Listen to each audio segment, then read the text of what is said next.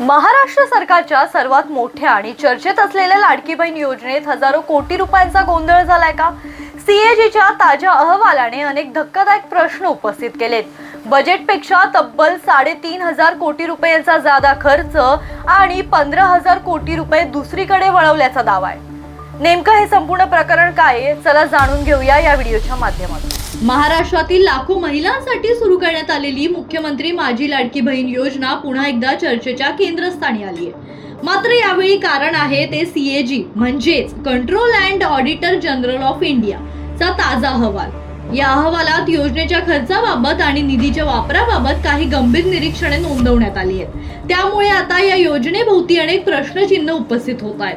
सर्वप्रथम जाणून घेऊया ही योजना काय आहे. 28 जून 2024 रोजी सुरू झालेल्या या योजनेअंतर्गत राज्यातील पात्र महिलांना दरमहा 1,500 रुपये आर्थिक मदत देण्याचा निर्णय घेण्यात आला होता.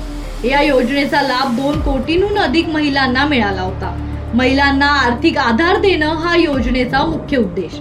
या योजनेसाठी सुरुवातीला 26,200 कोटी रुपयांची तरतूद करण्यात आली. त्यानंतर सरकारने 3,400 कोटी रुपये वाढवले, म्हणजेच एकूण उपलब्ध निधी जवळपास 29,693 रुपये इतका झाला. मात्र सीएजीच्या अहवालानुसार या योजनेवर प्रत्यक्षात 33,554 कोटी रुपये खर्च करण्यात आले. मात्र मंजूर निधीपेक्षा सुमारे 3,500 कोटी रुपये अधिक खर्च झाल्याचं अहवालात नमूद करण्यात आलंय. याशिवाय आणखी एक महत्त्वाचं निरीक्षण समोर आलंय ते म्हणजे सीएजीच्या मते जानेवारी ते मार्च 2025 या कालावधीत लाडकी बहीण योजनेसाठी असलेल्या 15,500 कोटी रुपयांचा निधी व्हर्च्युअल पर्सनल डिपॉझिट अकाउंट मध्ये ठेवण्यात आला. म्हणजे हा निधी तातडीने योजनेवर खर्च न करता वेगळ्या खात्यात ठेवण्यात आल्याचं अहवालात म्हटलंय.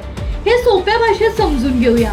एखाद्या व्यक्तीने तुम्हाला एका ठराविक कामासाठी पैसे दिले. काम पूर्ण झाल्यानंतर उरलेले पैसे परत करण्याऐवजी तुम्ही ते दुसऱ्या खात्यात ठेवले.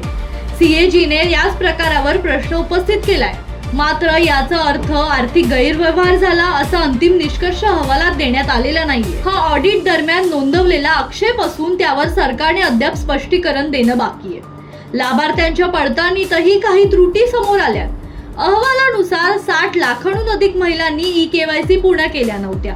त्यामुळे मोठ्या प्रमाणात लाभार्थ्यांची पडताळणी बाकी आहे.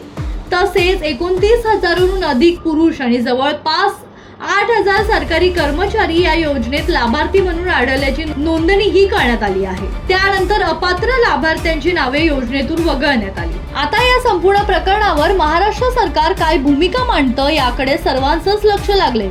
सीएजीने उपस्थित केलेल्या मुद्द्यांवर सरकार स्पष्टीकरण देणार का? अतिरिक्त खर्च आणि निधीच्या वापराबाबत काय भूमिका घेणार किंवा काय उत्तर देणार याची उत्सुकता सगळ्यांना आहे. या अहवालामुळे राज्यातील सर्वात मोठ्या कल्याणकारी योजनांपैकी एक योजनेच्या आर्थिक व्यवस्थापनावर पुन्हा एकदा चर्चा सुरू झाली आहे. आता सरकारचे स्पष्टीकरण काय येतं आणि पुढे कोणती पावले उचलली जातात याकडे राज्यातील लाखो लाभार्थ्यांसह संपूर्ण महाराष्ट्राचे लक्ष लागले आहे. तर अशा प्रकारची नवनवीन माहिती जाणून घेण्यासाठी जनशक्तीच्या YouTube आणि Instagram चॅनलला फॉलो करायला विसरू नका. धन्यवाद.